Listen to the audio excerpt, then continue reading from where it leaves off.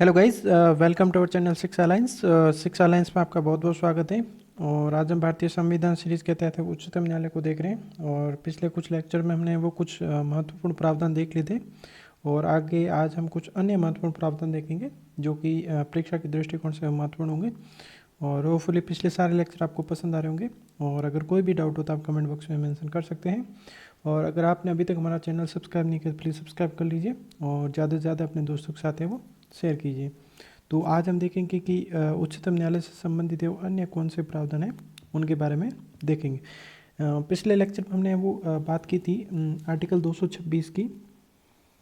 Article 226 की और 226 के तहत हमने देखा था कि रिट जारी करने का अधिकार है।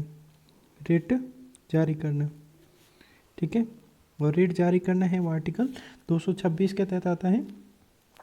तो इसमें यह होता है कि जैसे हम देखते हैं आर्टिकल 32, ठीक है।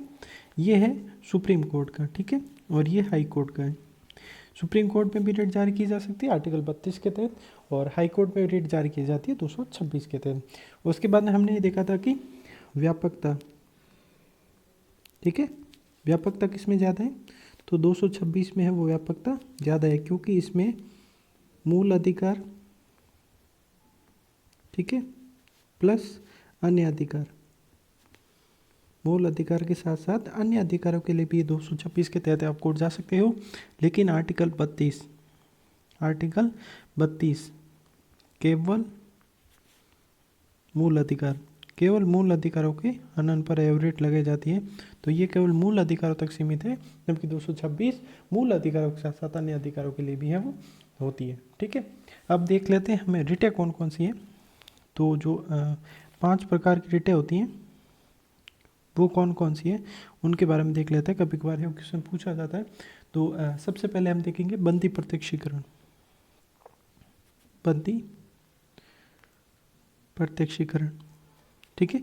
अब इसका है वो इंग्लिश में भी ध्यान होना चाहिए, कभी कभार है वो क्वेश्चन पूछा जा सकता है। तो हैबियस कॉर्पस, ठीक है, हैबियस कॉर्पस बंदी प्रत्यक्षीकरण, ठीक है। उसके बाद में देखते हैं परमादेश, ठीक है। परमादेश का हो जाएगा मैंडेमस, ठीक है, मैंडेमस, ठीक है, परमादेश। उसके बाद में देखते हैं प्रतिषेध, ठीक है। और प्रतिषेध का आ जाएगा प्रोहिबिशन, ठीक है, प्रतिषेध प्रोहिबिशन। उसके बाद में देखते हैं उत्प्रेषण, ठीक है। और उत्प्रेषण का हो जाएगा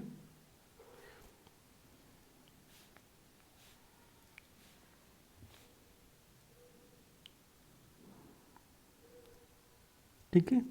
उसके बाद में देखते हैं अधिकार प्रच्छा, अधिकार प्रच्छा,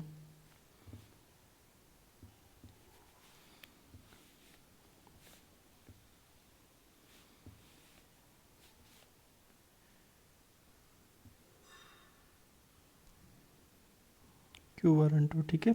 तो ये है वो महत्वपूर्ण पांचों के पांचों रीट हो गई। बंदी प्रत्यक्षीकरण, परमादेश हो गया, प्रतिषेध हो गया, उत्प्रेषण हो गया और अधिकार प्रच्छा हो गया, ठीक है। तो ये हमने देखा था कि जो रिट से संबंधित है वो मामलों में क्या क्या चीज़ें होती है, ठीक है। उसके बाद में हम देखेंगे आर्टिकल 227, आर्टिकल 227। और इसको अगर एक ही वर्ड में लिखा जाए तो अधीक्षण, ठीक है। उच्च न्यायालयों द्वारा अधीनस्थ न्यायालयों का अधीक्षण करना, ठीक है। तो ये आर्टिकल 227 के तहत है। जो नीचे के जितने भी अधीनस्थ न्यायालय होते हैं उनका है वो अधीक्षण किया जाता है। तो ये एक तरह से इसको बोल सकते हैं कि ये प्रशासनिक अधिकार है वो दिया गया, ठीक है। 227 प्रशासनिक अधिकार। इसमें ये चीज़ ध्यान रखनी है, सशस्त्र बलों के संबंध में नहीं, ठीक है। एक्सेप्शनल केस है, इस चीज़ का ध्यान रखना। सशस्त्र बलों के संबंध में है वो नहीं होगा, ये चीज़ का है वो ध्यान में रखना, ठीक है। और उसके बाद में जैसे इसके बारे में और देखते हैं, तो इसका मेन चीज़ होता है कि जो प्रशासनिक तौर पर है वो अधीक्षण किया जाता है। जैसे उच्चतम न्यायालय का अधीन जितने भी उच्च न्यायालय और अधीनस्थ न्यायालय जितने भी आते हैं उनका अधीक्षण किया जाता है, वैसे ही उच्च न्यायालय द्वारा अपने अधीनस्थ जितने भी न्यायालय आएंगे उनका है वो अधीक्षण आर्टिकल 227 के तहत है वो किया जाता है, ठीक है। अब बात करते हैं जो महत्वपूर्ण आर्टिकल है, आर्टिकल 228, ठीक है। 228 में होता है कि जो मामलों के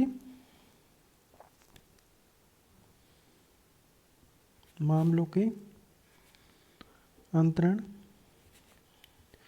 के संबंध में, मामलों के अंतरण के संबंध में है वो शक्ति दी गई है 228 के तहत में, ठीक है। इसमें ये होता है कि मान लो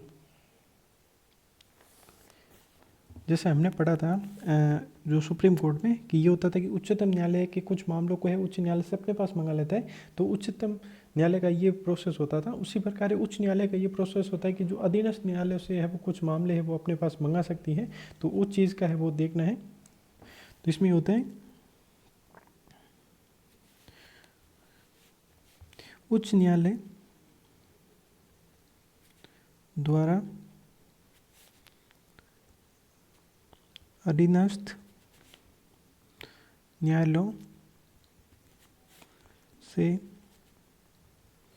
मामले अपने पास मंगवाना, अपने पास मंगवाना यानी उच्च न्यायालय द्वारा अपने अधीनस्थ न्यायालय से जो मामले मंगाए जाते हैं, ये आर्टिकल 228 के तहत वो मामलों का अंतरण हो जाएगा। कि जैसे कोई मान लो मामला अधीनस्थ न्यायालय, ठीक है, अधीनस्थ न्यायालय, यहाँ पे है वो संविधान की व्याख्या, संविधान की व्याख्या व अन्य विधि संबंधी प्रश्न, विधि संबंधी प्रश्न वाला मामला, ठीक है। तो ये मामले होते हैं, इनमें ये क्या किया जाता है कि अधीनस्थ न्यायालय से है वो उच्च न्यायालय अपने पास है वो मंगा लेता है। इसमें ये ध्यान रखना, उच्च न्यायालय को भी उच्चतम न्यायालय की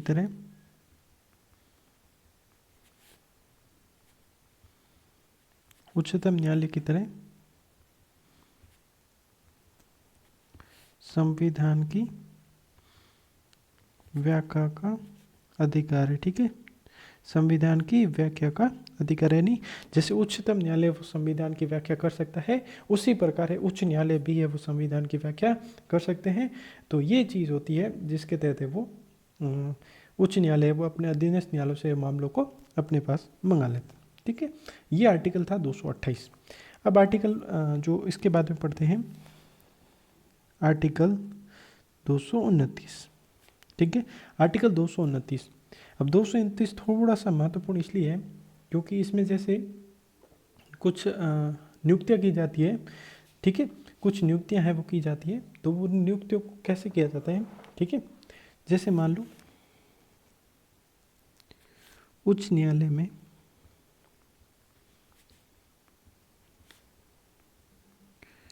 अधिकारियों की नियुक्ति, उच्च न्यायालय में अधिकारियों की नियुक्ति, ठीक है। अब उच्च न्यायालय में अधिकारियों की नियुक्ति कैसे की जाएगी, ठीक है, तो ये करते हैं जो मुख्य न्यायाधीश द्वारा नियुक्ति है वो मुख्य न्यायाधीश द्वारा की जाती है, ठीक है, जो कि अन्य अधिकारी होते हैं, ठीक है। अब मान लो कि जो इससे संबंधित जितने भी नियम बनाने हैं, ठीक है, नियम कौन बनाएगा,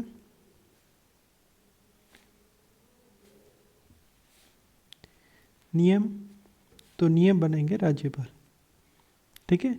नियम राज्यपाल बनेगा और राज्यपाल है वो सलाह किसकी लेंगे, तो state public service commission, state public service commission यानी राज्य लोक सेवा, राज्य लोक सेवा आयोग, राज्य लोक सेवा आयोग से वो सलाह लेंगे कि क्या सलाह देनी है, उसके आधार पर है वो इनके वो नियम वगैरह तय किए जाते हैं, वो राज्यपाल द्वारा किए जाते हैं।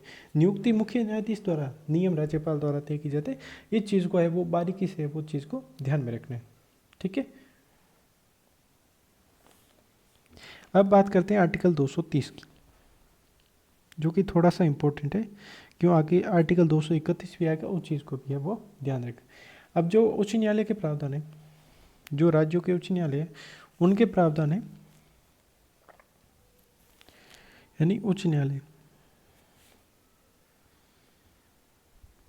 ठीक है।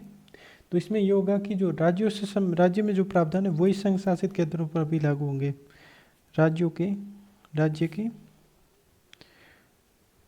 न्यायालय के प्रावधान संघ शासित प्रदेश पर लागू होंगे, ठीक है। तो ये भी आर्टिकल इंपॉर्टेंट है, इसका है वो ध्यान में रखना, आर्टिकल 230, ठीक है। अब बात करते हैं जो हमने शुरुआत में की थी, आर्टिकल 231, जो कि सबसे महत्वपूर्ण आर्टिकल है,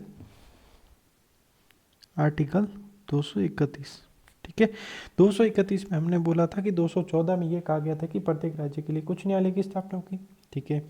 उसके बाद में एक्सेप्शनल के तौर पे ये देखा गया था कि 231 को भी साथ में पढ़ना है। 231 में ये कहा गया थी कि 2 या 2 से अधिक राज्यों के लिए भी एक उच्च न्यायालय, यानी 2 या 2 से अधिक राज्यों या संघ शासित प्रदेशों के लिए भी है वो एक उच्च न्यायालय का है वो प्रावधान संसद द्वारा किया जाएगा, ठीक है, संसद द्वारा किया जाएगा।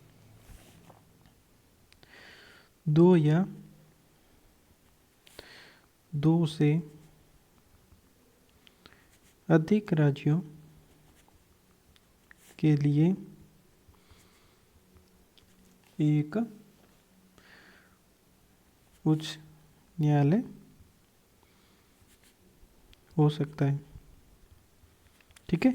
और ये काम कौन करेगा, तो काम की बात है संसद द्वारा, ये काम किसके द्वारा किया जाएगा, संसद के द्वारा किया जाएगा, ठीक है। ये चीज़ क्या है वो ध्यान में रखना है।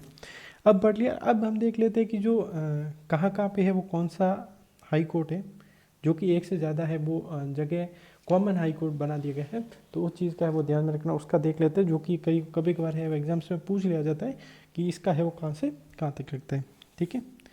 तो सबसे पहले हम देखेंगे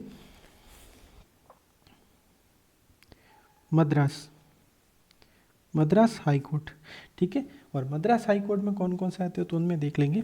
पहला है तमिलनाडु, तमिलनाडु, ठीक है, तमिलनाडु। उसके बाद में प्लस किस में किया गया, पुदुचेरी, तमिलनाडु प्लस पुदुचेरी, ये आते हैं मद्रास हाई कोर्ट के तहत, ठीक है, मद्रास हाई कोर्ट के तहत। उसके बाद में हम देखते हैं कलकत्ता, ठीक है, मद्रास के बाद में देखते हैं कलकत्ता। और कलकत्ता हाई कोर्ट के तहत कौन कौन आते हैं, तो कलकत्ता हाई कोर्ट के तहत आएंगे बंगाल, ठीक है, बंगाल एवं ये हो जाएगा आंध्र प्रदेश, बंगाल एवं आंध्र प्रदेश, ये आ गए कलकत्ता के अंदर, ठीक है। अब देखते हैं Kerala, Kerala high court, Kerala high court के तहत एक तो खुद केरला, ठीक है, प्लस लक्षद्वीप, केरला प्लस लक्षद्वीप, तो ये चीज़ क्या है वो ध्यान में रखना है। सबसे पहले हमने देखा मद्रास, ठीक है, मद्रास का तमिलनाडु और पुदुचेरी, मद्रास का तमिलनाडु व पुदुचेरी, कलकत्ता का, और कलकत्ता का हो जाएगा बंगाल व Andhra Pradesh, Kerala high court, Kerala high court में हो जाएगा केरला प्लस लक्षद्वीप, ठीक है। अब आगे बात करेंगे हम चंडीगढ़,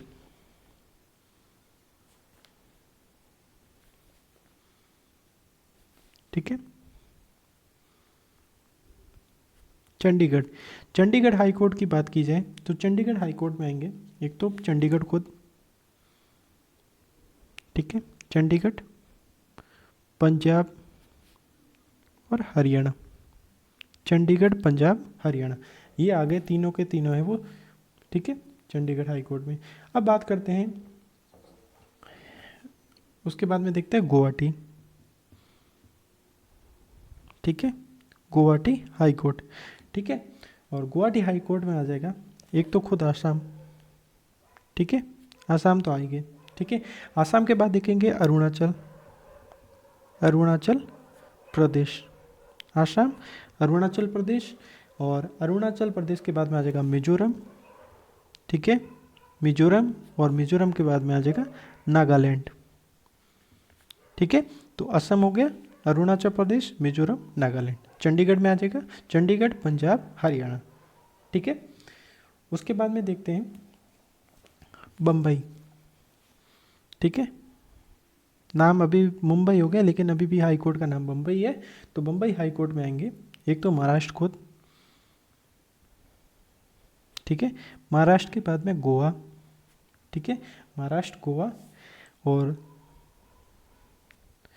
दादर नागर हवेली, दमन दीव, क्योंकि इनको भी मर्ज भी कर दिया गया, ठीक है। तो ये है वो बम्बई हाई कोर्ट के। और उसके बाद बात की जाए, अब बात की जाए ऐसा कौन सा संघ शासित प्रदेश है जिसका अपना हाई कोर्ट है, जिसका अपना हाई कोर्ट है, ठीक है।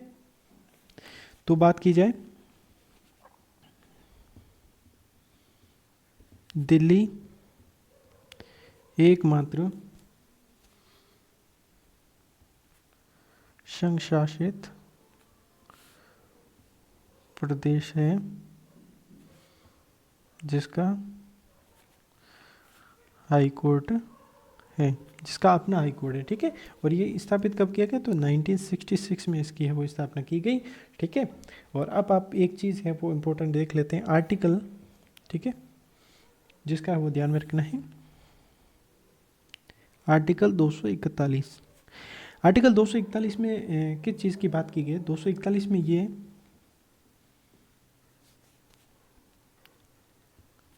संघ शासित, ठीक है, संघ शासित प्रदेशों में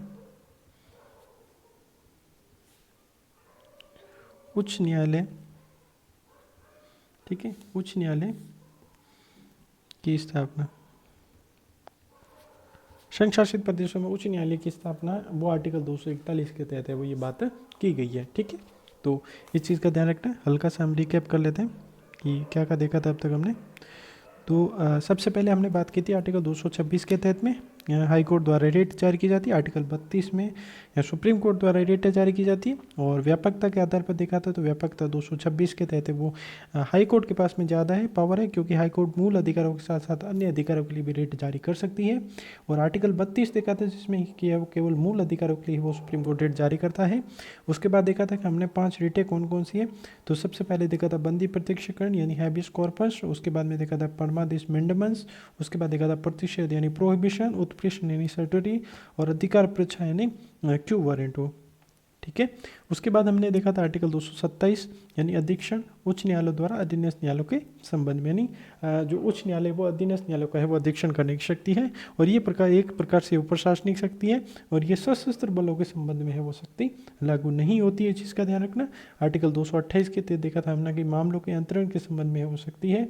इसमें ये होता है कि उच्च न्यायालय द्वारा अधीनस्थ न्यायालयों से मामलों को अपने पास मंगवाया जाता है, और ये कौन कौन से मामले हो सकते हैं, तो इसमें मुख्यतः मामला होता है संविधान की व्याख्या से संबंधित और अन्य विधि संबंधित प्रश्न वाला कोई भी मामला हो तो जो उच्च न्यायालय व अधीनस्थ न्यायालय से अपने पास मंगा सकता है।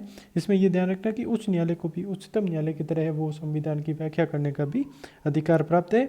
उसके बाद हमने देखा था आर्टिकल 229 के तहत, तो उच्च न्यायालय में अधिकारियों की नियुक्ति के संबंध में जो दिया गया था, ये नियुक्ति है वो मुख्य न्यायाधीश द्वारा की जाती है, लेकिन इससे संबंधित नियम है राज्यपाल राज्य लोक सेवा आयोग की परामर्श से है वो तय करता है। उसके बाद हमने देखा था आर्टिकल 230, तो ये था कि उच्च न्यायालय राज्य के न्यायालयों के प्रावधान एवं संघ शासित प्रदेश पर भी है वो लागू होंगे, ठीक है। उसके बाद हमने देखा था मोस्ट इंपॉर्टेंट आर्टिकल 231 कि 2 या 2 से अधिक राज्यों के लिए है वो एक न्यायालय हो सकता है, और ये जो तय कौन करेगा, तो संसद द्वारा इसके संबंध में नियम बनाए जाते हैं। उसके बाद में देखा था कि हमने कॉमन हाई कोर्ट कौन कौन से की जगह पे कौन सा है।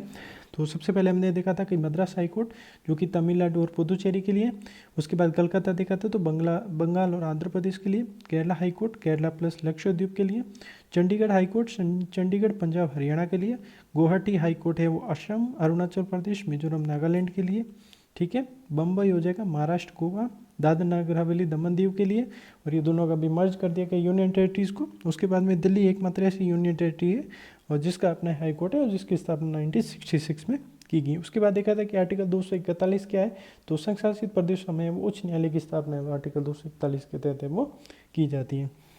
तो होपफुली ये लेक्चर पसंद आया होगा, तो ज़्यादा से ज़्यादा अपने दोस्तों के साथ शेयर करें।